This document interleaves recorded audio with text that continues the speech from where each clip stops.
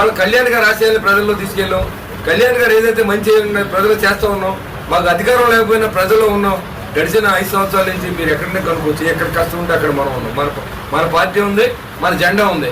Janata garage సినిమాలో కష్టం వచ్చిన ఎలాగైతే గ్యారేజ్కి వెళ్ళాడో అదేవిధంగా కష్టం వచ్చిన ప్రతి వ్యక్తి నాకు ముందు వస్తే వాళ్ళందరికీ నాకు కాబట్టి రాబోయే రోజుల్లో మంచి సమాజ స్థాపనకు ఇంకా వైసీపీ మిత్రులు ఎవరన్నా కూడా ఆహ్వానం చేస్తూ ఉన్నాం. గమనించిన తర్వాత వాళ్ళు కూడా మంచి సమాజ స్థాపనకే నేను ఈ పార్టీలోకి వెళ్ళి నాకేంటే ఎవరు అడగలేదు. ఇవాళ పార్టీలోకి వచ్చిన వాళ్ళు మంచి చేయాలి ఈ ఊరికి అనే ఉద్దేశంతో వచ్చారు. కాబట్టి మా తోటగోపి గారు కానీ లేకపోతే రఘు గారు కానీ ఇవాళ వత్తనపల్లి కాశీ కానీ నాగు కానీ అలపల్లా కుటుంబాలన్నీ కూడా ఇవాళ మనతో కూడా కష్టపడుతున్నాం. మనం రక్త కొట్టి పని చేస్తాం. ఇక్కడ ఏదైనా చెప్పాలంటే చాలా కష్టపడతాం.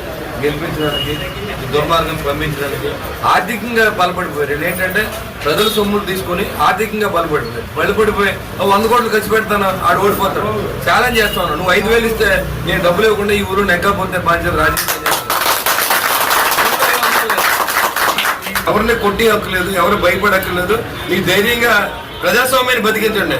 ప్రజాస్వామ్యంలో గెలుపు కోసం చెడ్డ వ్యక్తులు పంపించండి, మంచి వ్యక్తులు ఎన్నుకోండి. నేను మంచోడు కాదంటే ఎన్నుకోవద్దు. గడిచిన 5 సంవత్సరాల పరిపాలన చూడండి, ఎక్కడ అవినీతిమయం కాదు. మేము ఎక్కడ ఎవరిని రూపాయి తీసుకోలేదు, ఎవరి దగ్గర రూపాయి ఆశించలేదు. ఆ రకంగా పనిచేసేటుంటేనే మళ్ళీ నాకు కొట్టేయండి. నేను డబ్బులు ఇవ్వలేకపోతే అతనిలాగా నేను అడ్డదారులు సంపాదించలేదు. మా తల్లిదండ్రులు కూడా కోట్లు ఆస్తే సామాన్య కుటుంబం నుంచి మా నాన్నగారు ఒక ఆర్టీసీ డ్రైవర్ స్థాయి నుంచి నేను ఎమ్మెల్యే పోటీ చేసి స్థాయికి ఎదిగించింది తాడేపల్లి పట్టణ ప్రజలు. మీరు అందరూ మాట్లాడగల శక్తి నాకు ఇచ్చారు. నేను దాన్ని ఖచ్చితంగా మీకోసం వాడతా. అధికారం ఇస్తే మీకోసమే ఉంటా. మీరు నాకు ఓటేయండి, తాడేపల్లి డెవలప్మెంట్ ఎలాగోదో చూపిస్తాను. ఏ పార్టీ రాను ఖచ్చితంగా ఈ తాడేపల్లి డెవలప్మెంట్ కోసం రోడ్డు మీద అడ్డంగా పడుకునైనా సరే నా సమయం 2 లక్షల కోట్లు ఏం చేశారు? ప్రాజెక్టులు కట్టారా? రోడ్లు వేసారా? పేదలకు ఏమన్నా నిరుద్యోగులకి కొన్ని ఫ్యాక్టరీలు పెట్టారా? తీర ప్రాంతం అభివృద్ధి చేశారా?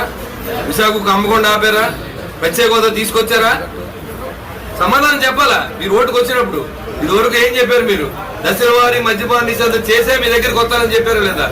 ఇవాళ మద్యపాన నిషేధం చేయకుండా మీ అక్క చెల్లెమ్మల దగ్గరికి ఏ మోకాన్ని పెట్టి నువ్వు వస్తానని.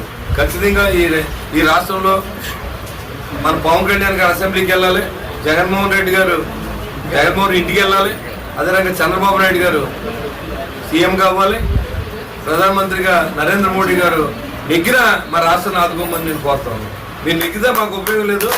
బీజేపీ పార్టీ నెగ్గిన తర్వాత మా రాష్ట్రానికి రావాల్సిన నిధులు కానీ పోలవరం ప్రాజెక్టు కానీ పూర్తి చేయండి. నిరుద్యోగులు ఎక్కువైపోయారు. మా ప్రాంతం నుంచి వేరే చోట వలసెళ్ళి 15,000 20,000 జాబ్ చేస్తున్నారు. ఆ ఖర్చులు సిటీలో సరిపోతున్నాయి.